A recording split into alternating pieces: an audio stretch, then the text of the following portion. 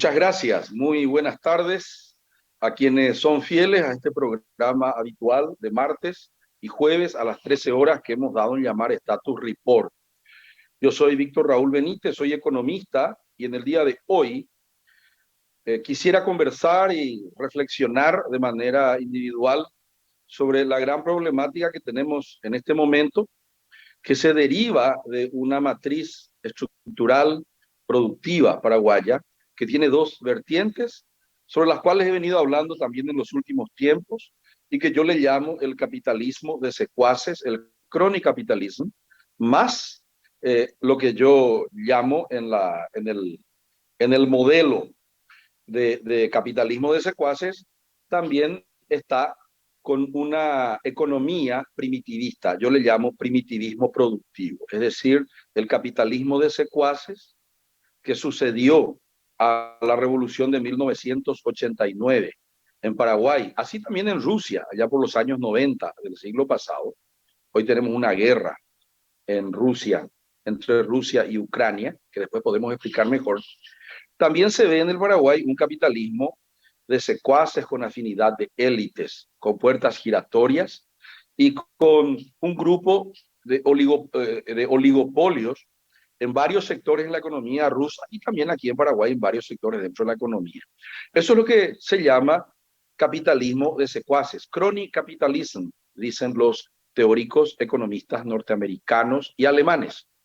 En segundo lugar, como ya decía yo, tenemos el primitivismo productivo, que es extraer riqueza única y exclusivamente de la tierra, del sol y del agua, sin considerar a la economía del conocimiento, que tiene otras características y que depende mucho del capital social. Voy a hablar sobre esos dos temas, pero antes entro en la coyuntura de la crisis petrolera y la crisis alimenticia o alimentaria que también está en este momento azotando al mundo todo, y la crisis inflacionaria, choque de oferta en todas partes del mundo. Ya venía el petróleo subiendo y vino a agudizarse después de la guerra en Europa. En la semana pasada, a partir de la suba de los combustibles, que ya habían subido 600 guaraníes por mes más o menos desde comienzos de año, en algunos casos entre 600 y 400 a cada mes. El gobierno pretendió armar un fondo de estabilización de precios del combustible porque era urgente. El empresariado amenazaba incluso con dejar de hablar con el gobierno, tanto por temas de combustible como por temas de contrabando, a partir del único video de los 100 que los tiene el señor Guachire, uno nomás soltó hasta ahora, que hablaban del contrabando. Esperamos que de aquí a poco mi amigo Guachi pueda soltar los 99 todavía que nos debe. El empresariado entonces hizo una especie de golpe blando de empresarios de la clase media que paró sus coches en la calle España, Cuixet. Estoy hablando de la semana pasada. En un momento en que hasta en los Estados Unidos se ve una inflación que partió de casi cero a llegar a 7,5% en los últimos 35 años, no llegaba a este nivel. El fondo que el Estado paraguayo pretendía abastecer o fondear, valga la redundancia, con un capital semilla de 100 millones de dólares de crédito, que le llaman ellos programático, que ya estaba aprobado en el Parlamento a través del presupuesto nacional 2022 de gastos y de ingresos, ¿verdad? Y también estaba aprobado por la CAF, la Corporación Andina de Fomento, el Banco de Inversiones de la América del Sur, con sede en Uruguay. Iba a ser direccionado o redireccionado ese capital semilla para abastecer el Fondo de Estabilización de los Combustibles, posiblemente, decía yo la semana pasada, desde obras públicas, desde inversión, iba a llevarse a mitigar las subas de la nafta de 93 octanos y el diésel del tipo 3. Los dos juntos hacen todos tipos de combustibles el 75% del market share. Era para apenas 3 meses. Se iba a repartir entre 15 importadoras para bajar el precio de combustibles. Este fondo se suponía que iba a ser reabastecido con el impuesto selectivo al consumo. Es decir, una parte del selectivo al consumo que salía del propio consumo de combustible iba a ser llevado a un fideicomiso de propósito específico, única y exclusivamente para estabilizar la volatilidad internacional de los precios de los hidrocarburos. Nada mal, nada mal. Eso suponía nomás, decían algunos, riesgos políticos, porque algunos suponían de que eso haría de que los emblemas privados importadores querrían devolver el favor político de que se les mantenga sus márgenes de negocios con algún apoyo para el 2023, una especie de subsidiar las campañas para el 2023 a los candidatos de los que tienen la lapicera. Además, se podía utilizar, se estaría utilizando solo fondos públicos para estabilizar el mercado privado en una especie de subsidio disfrazado para unas pocas importadoras, ese subsidio disfrazado financiado con deuda. No cayó bien, y en el Senado no cayó bien en algunos casos porque a los opositores tanto peor es tanto mejor. Entonces liberales, colorados opositores, en este caso el grupo de Horacio Cartes son los colorados opositores al actual gobierno, se opusieron y evitaron de que eso salga, de que se apruebe ese crédito para subsidiar. Y dijeron, si vamos a subsidiar a alguien, vamos a subsidiar solo a Petropar.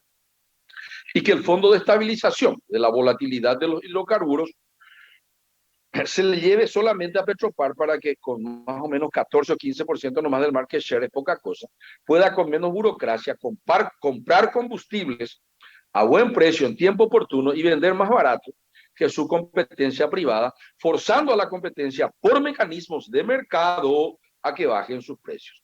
Es lo que hoy se vuelve otra vez a conversar.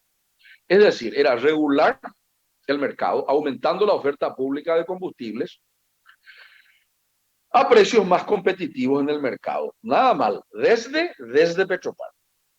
Los fondos de estabilización, decía yo, existen en el mundo.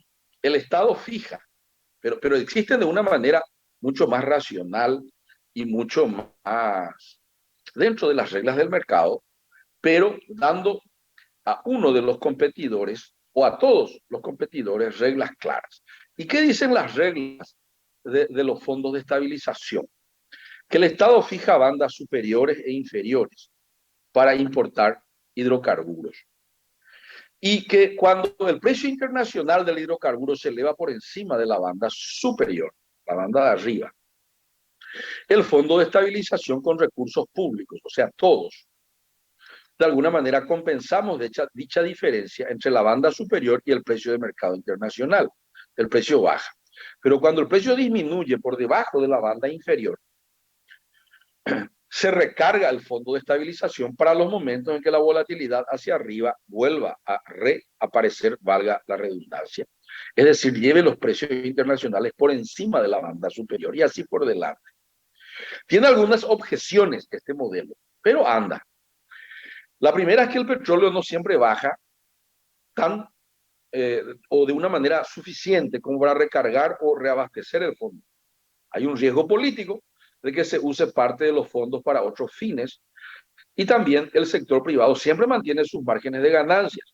Es decir, siempre es la polis o la república, la eclesia, todos, el interés público, el que compensa la época de vacas flacas. Y no siempre es el sector privado, o nunca es el sector privado, en que aporta algo también a ese fondo. Al final de cuentas, el sector privado también forma parte de la eclesia, de los intereses colectivos que se reúnen en el ágora, que es la república. En algunos ejemplos internacionales que yo he conocido, el sector privado también coopera con parte de la ecuación con un margen menor en momentos de vacas flacas. Entonces, de esa manera, se eliminan las variaciones del mercado. Yo lo que planteo es que duele nomás, estamos luego en época de inflación, pero duele nomás que te suban así 400, 500 guaraníes de golpe. Si sube de a 30, de a 15, como el gobierno quería al comienzo, no estaba mal esa idea. Nadie lo siente. Al final de cuentas, los combustibles como la hidroenergía son un recurso estratégico para un país que no se puede dejar a la mano invisible del mercado, ni a la mano pocané del Estado.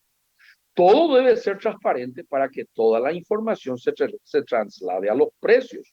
Eugene Fama, un economista, dice, los mercados son competitivos y son eficientes cuando toda la información va y se refleja en los precios.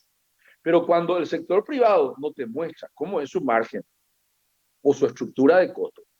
Nosotros no podemos decir que haya un sistema de libre mercado, porque no toda la información se muestra y se refleja en los precios. Les voy a dar una idea para que sepamos esto. ¿Saben cuántas estaciones de servicio hay en Paraguay? 2.400 estaciones de servicio, algunas con convenience stores y otras sin. Somos 7 millones los paraguayos. Les puedo contar que cuando hay muchas estaciones de servicio o hay exagerada cantidad de tiendas, el margen de la competencia es mayor, el margen de contribución, perdón, el punto de equilibrio es mayor, ¿verdad? Y los márgenes son menores. O sea, no es mentira lo que a veces dicen las gasolineras de que vendiendo combustible no más, no ganan mucho, y lógico, compiten mucho, pero tienen un costo fijo, alto, para el margen de contribución al beneficio, escaso que podrían tener. Y encima se canibalizan todo el mercado porque están todas unas al lado de otras, sin considerar los temas medioambientales. Chile tiene 18 millones de habitantes y tiene 1.400 estaciones de servicio nomás. Guatana es calcular, diría Froilán, el héroe nacional de hoy.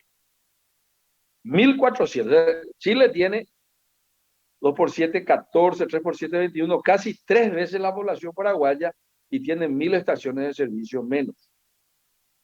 La Argentina tiene 3.900. El Brasil tiene 41.000 estaciones de servicio para 210 millones de habitantes. Nosotros tenemos una economía que es el 1% del Brasil. Ergo, tendríamos que tener el 1% nomás de estaciones de servicio, 450 estaciones de servicio más o menos. Como Uruguay, que tiene 475 estaciones de servicio nomás. Entonces, acá hay un felino hermético, hay un gato encerrado. ¿Por qué tantas estaciones de servicio? La teoría conspiraticia dice que son lavaderos de dinero o de activos. Y allí entonces yo digo que medio argel lo que voy a decir, pero voy a decir, como dice Hergen, hay que decirlo, pero duele, duele decirlo, pero hay que decirlo. Espero que no me cobre el copyright.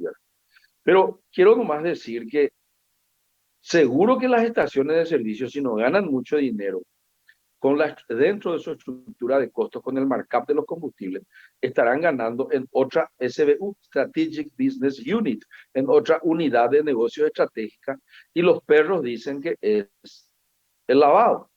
Entonces ellos deberían meter en su estructura de ingresos y de costos los ingresos y los enormes márgenes que obtienen lavando dinero, si eso es cierto. Y entonces ahí yo, Argel, lo que voy a decir, encuentro de que ellos nomás ya pueden subsidiar con la mafia que hacen, bajar en este momento para seguir teniendo lavadoras de dinero, pues que en consecuencia usen un fondo de estabilización que sale de la unidad de negocios B, perdón, y que con eso subsidien la unidad de negocios A, que es legal, con la unidad de negocios B, que es el lavado de dinero, que con esa unidad de negocios ellos hagan su propio fondo de estabilización y con eso, por fin, y solo el Paraguay puede ofrecer eso en el mundo de que todos los combustibles suben.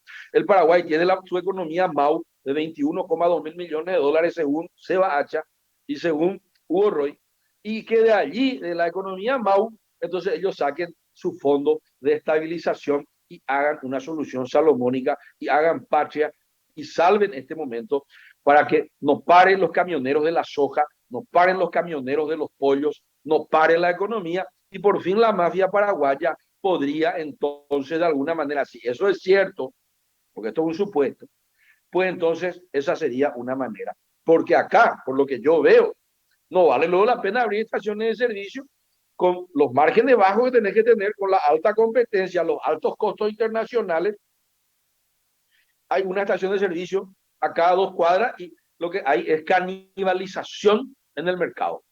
No es que crece el mercado, por eso crece la cantidad de estaciones, sino que como esa iglesia evangélica que creen que crecen también, van nomás los fieles de un templo a otro. Acá no crece, acá lo que se roban nomás clientes de un lugar a otro. Por eso es que no es rentable tener estaciones de servicio de esta manera. El modelo hebreo de José era un esclavo judío se le vendió a Egipto a este esclavo. Y cuando él obtuvo la posibilidad de ser libre, trabajó como ministro de Hacienda del faraón. Era una especie de, haciendo una analogía, era una especie de Santiago Peña, ministro de Hacienda de un faraón. Y entonces el ministro de Hacienda del faraón era muy inteligente. En realidad, acá el más inteligente fue Borda, que sí tuvo superávit fiscal y guardaba la plata de la época de vacas flacas para los años de vacas gordas. Ese es el modelo que se debería hacer. Y a mí me sopló mi amigo Julio Ramírez en la última entrevista que le hice acá el martes pasado, que hay una ley de fortalecimiento de la institucionalidad fiscal del Paraguay. Y en dicha ley, que si bien quiere volver a 1,5 nomás de déficit fiscal como máximo, en pocos años, Ramírez decía que era imposible eso, pero tenía su parte buena, que proponía un fondo de estabilización fiscal y de ramos generales, incluyendo el combustible. ¿Qué tal? No está mal, no está mal, pero duerme en los anaqueles creo que del poder legislativo, dicha ley de fortalecimiento de la institucionalidad fiscal del Paraguay. Tengo acá yo la copia de esa ley, me hicieron llegar algunos amigos. Hay otra ley que se llama Ley del Pago Oportuno, que ya tiene sanción en la Cámara de Senadores y fue a la de Diputados, que también es para estimular la economía, pues está parada la economía paraguaya, porque me dicen algunos que las pymes, tanto el Estado como los supermercadistas, los destrozan con los plazos de pago a 200 días más o menos. Y así están boqueando, porque lógico, en el Estado, por razones tanto nacional, gubernamental como municipal, las tres instancias y los niveles de gobierno, pagan primero la factura de 200 millones. Debe ser por millones de razones, digo yo, a Bucamba, ustedes saben ya por qué, que esa factura de 20 millones. O sea, si vos, la municipalidad de Asunción, del Luque, de San Lorenzo, de Fernando y de donde fuere, o alguna gobernación, o algún ministerio, tiene dos facturas, una de 200 palos y otra de 20 palos, ¿cuál va a pagar primero? Porque ellos lo que hacen es, están los siempre en default selectivo, pagando a lo que puedan, conforme los ingresos que son siempre escuálidos e insuficientes. Y lógico, viejo, pagan la factura más gorda, paréntesis, por millones de razones, cierra paréntesis, y después pagan la factura de la pyme de 20 palos y le dejan boqueando a la pyme, por eso que las pymes mueren, y la ley esta supone de que si tenés el carnet de pyme, vas a poder de alguna manera volver a hacer, o sea, vas a poder sobrevivir y vas a poder tener la posibilidad de no morirte, o sea, vas a sobrevivir y de esa manera vas un segundito acá, se me está cayendo una pantalla, voy a volver a poner bien, porque quiero entrar en otro tema, que son los temas raíces de todo lo que estamos viviendo. Me faltan 7 o 8 minutos y quiero explicar entonces que todas estas cosas que nosotros estamos haciendo se derivan de lo que yo dije al comenzar. La matriz productiva paraguaya, que tiene dos cuestiones oncológicas. Tiene un cáncer que se llama capitalismo de amigos, de secuaces, que es el sistema sociopolítico, y tiene un sistema que es productivo que se llama primitivismo productivo. Quiero simplemente hacer rápidamente una historia. Hacia finales del siglo XIX, en el mundo y en el Paraguay también, e inicios del XX, todos estos problemas que tenemos, déficit fiscal, relación deuda-PIB alta, ya está en 35 por ahí, inflación, volatilidad de los precios de lo que vendemos y de los costos internacionales de lo que compramos, como el combustible. Sequía, dependemos de la lluvia, del agua y del sol.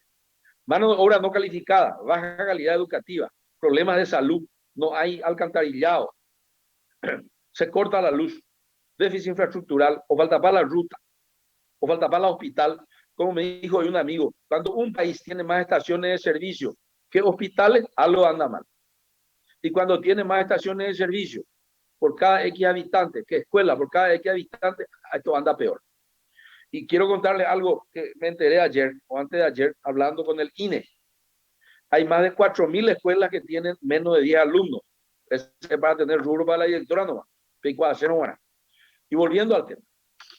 Hacia finales del siglo XIX e inicios del XX, el mundo creyó que encontró un atajo para el crecimiento y el desarrollo, y ese atajo se llamaba la industrialización para salir del primitivismo productivo, y no estaba mal. Hasta en el Paraguay había industrias cárnicas, tanineras, etcétera. El Brasil con Getúlio Vargas despegó, el Argentina con Perón, hasta aviones fabricados. Los países centrales comenzaron en perspectiva no hace mucho tiempo a encontrar otra vanguardia productiva que se llama la economía del conocimiento, porque estos países, inclusive los Estados Unidos, comenzaron a descentralizarse, a desindustrializarse, perdón. Por eso ganó Trump, ¿verdad? Reivindicando el desempleo de Detroit. Por eso ganó Trump. Bueno, entonces hoy estamos con la economía del conocimiento, que es todavía una isla. Son todavía franjas dentro de economías que se van desindustrializando, no se expanden lo suficiente. Mi propuesta de valor para el Paraguay, porque a mí me dicen, habla del primitivismo y no da la salida, yo te doy la salida. Para salir del primitivismo productivo y para que el Paraguay entre en la economía del conocimiento, nosotros tenemos que dejar en esencia extraer riqueza de la tierra en vez de crearla de una forma más difícil pero sustentable, que es sacar riqueza, crear riqueza, construir riqueza, producir riqueza, generar riqueza de la inteligencia humana. De la inteligencia humana. Porque hoy la economía del conocimiento, Matías Insaurralde, como ejemplo, es una isla en forma insular nomás, usa la inteligencia, pero excluye a la mayoría de la población de los beneficios del desarrollo. Hay un Matías Insaurralde nomás en el Paraguay, o 100 Matías Insaurralde, cuando tiene que haber 100.000, que venden conocimiento humano en forma de software y de inteligencia artificial all over the world, a todo el mundo. Esto nos lleva a lo que vemos, la marcha campesina de hoy, la inflación, el estancamiento, la inequidad que genera que los que tienen más cooptan el poder político y hacen las leyes y gobiernan a su manera, la inflación, la evasión, 2.000 millones de dólares según Oscar Orué, excluye a la población, déficit infraestructural de agua, saneamiento, energía, salud, educación de 38.000 millones de dólares, deuda pública creciente heredera. Entonces, el crecimiento económico por el lado del primitivismo productivo no crea los empleos, ni tiene efecto derrame, el trickle down que nos promete Basanomi, la hiporinio. Y el segundo modo productivo, que era la industrialización, también cuando entró China, ¡pop!, nos sacó del mercado. El ejemplo es Fénix Martel, que fabricaba vaqueros, entraron los chinos a Europa y entraron los chinos a Estados Unidos, plus se cerró la fábrica de Martel acá en Villamorra. Se cerró y se despidió a los 1.500 trabajadores con un costo de un pasivo laboral, porque se pagaba IPS y salario mínimo, había hospital y todo ahí adentro. Lo mismo le pasó a un montón de empresas. China como competidor nos metió otra vez a la desindustrialización. Y si no industrializamos la materia prima que exportamos y producimos alimentos listos para el consumo, out of market. Vamos a seguir boqueando en el mundo de la economía del conocimiento. ¿Y qué hay que hacer? Y que, en primer lugar, el debate más importante que tiene que tener las elecciones del 2023, Senerioso Magatú, es cuando iniciamos el cambio radical del estado de postración excluyente e insular de la matriz productiva paraguaya, de primitivismo productivo, de exportar agua y sol en forma de bife de chorizo y de grano de soja, y cuándo, carajo, vamos a meternos en la economía del conocimiento. Para eso tenemos que cambiar las creencias actuales de los paraguayos sobre lo que debe ser una economía de un país. Hoy las creencias y las ideas de los paraguayos son insuficientes. Es más, las élites económicas consideran que sus creencias de Guatana de Cálcula son superiores a la propia ciencia económica. ¿Dónde se ha visto eso? En primer lugar, yo creo que tenemos que cambiar la ética de la cultura productiva o la moral de la cultura productiva paraguaya. ¿Y qué quiere decir eso? Quiere decir que tenemos que capacitar al único factor que agrega valor, que es el recurso humano, en primer lugar. supone distribuir conocimiento horizontalmente a la mayor parte de la población en cantidad de alumnos y en tiempo de escuela necesario. Les doy un dato que me dio Iván Ojeda, director, del INE. 10 son los años de escolarización promedio del paraguayo promedio. 12 es para entrar ahí como país desarrollado. Y el Paraguay avanza a una velocidad de 6 meses de escolarización a cada 10 años. Eso significa que dentro de 40 años podemos llegar a 12 años. Inaceptable, inaceptable. Pensando como padre, como abuelo. No podemos aceptar eso. En segundo lugar, una dimensión de profundidad, un concepto vertical. El conocimiento humano extendido demográficamente debe poder explotar en su máximo potencial la imaginación, la ética, el instinto de innovación y de descubrimiento de todos los estudiantes. Eso significa un cambio radical, repito, en la moral de la cultura productiva paraguaya. Y la forma tradicional de producir en Paraguay está basada hoy en una cultura de desconfianza. Por eso no hay sociedades anónimas, por eso no hay gobernanza corporativa. Pliqui son nuestras empresas y nuestro Estado también. La cultura del conocimiento, punto suspensivo, requiere confianza recíproca. El capital social en Paraguay es limitado. He aquí el dilema. Y los empresarios paraguayos, y ya termino, deben entender que la desconfianza los está llevando a lo que se podría llamar disminución del retorno marginal. Cada día los paraguayos empresarios deben trabajar más para ganar lo mismo. Vean sus cuadros de resultados, señores empresarios, o no leen sus cuadros de resultados. ¿Acaso no observan que desde el 2000 por ahí sus márgenes de utilidad van bajando? Comparen los indicadores de ventas, menos costos directos, margen bruto de contribución, gasto operativo y ganancia, a ver si no se dan cuenta que esto disminuye. El primitivismo productivo llegó a su plató, a su punto máximo, ahora baja y comienza a tener rendimientos decrecientes. Y la economía del conocimiento, permanente innovación, tiene la característica del rendimiento creciente en forma casi perpetua. El primitivismo productivo no necesita de trabajadores educados y la del conocimiento sí. Propongo traer 30.000 profesores colombianos, venezolanos que necesitan salir, que nos enseñen español, inglés y álgebra de Baldor, que es lo cubano, el profesor. Con esos tres nomás, zafamos. Solo se necesita entendimiento numérico y gramatical, ¿verdad? Comprensivo, más el esfuerzo físico, y el aparato productivo paraguayo va a volar. Hoy tenemos 1,7 millones de trabajadores sin mínimo, sin IPS, no saben leer, escribir, no saben sumar, restar, son mensúes urbanos. Algo que necesitamos es algoritmos, más algoritmos y menos semilla. No vamos a matar la agricultura, pero más algoritmos, menos semilla y menos semen de toro. Muchísimas gracias y hasta el próximo martes. Buenas tardes.